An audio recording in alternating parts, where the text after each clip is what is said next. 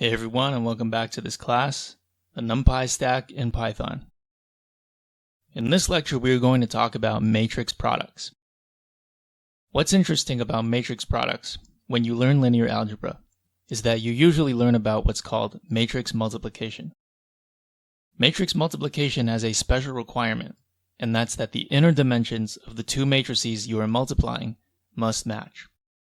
So if I have a matrix A of size 2 by 3 and another matrix B of size 3 by 3, then I am allowed to multiply AB since the inner dimension is 3. I cannot, however, multiply BA since the inner dimension on the left is 3 and the inner dimension on the right is 2.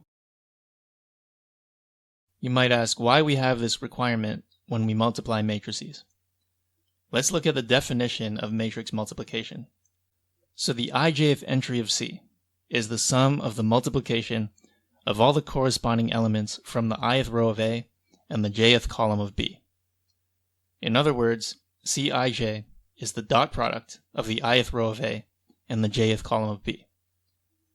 Because of this, we actually use the dot function in Numpy, and that does what you recognize as matrix multiplication. A very natural thing to want to do, both in math and in computing, is element by element multiplication. For vectors, we already saw that an asterisk operation does this.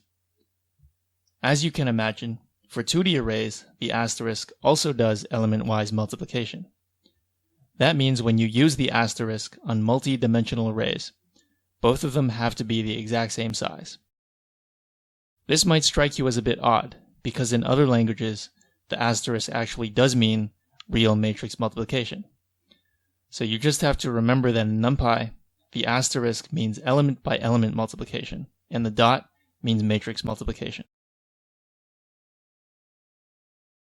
Another thing that's odd when we're writing down mathematical equations is that there isn't even a well-defined symbol for elementwise multiplication.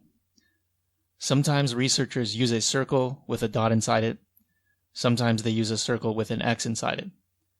But there doesn't seem to be a standard way of writing it in math, even though it shows up quite a bit in machine learning due to the way gradients work.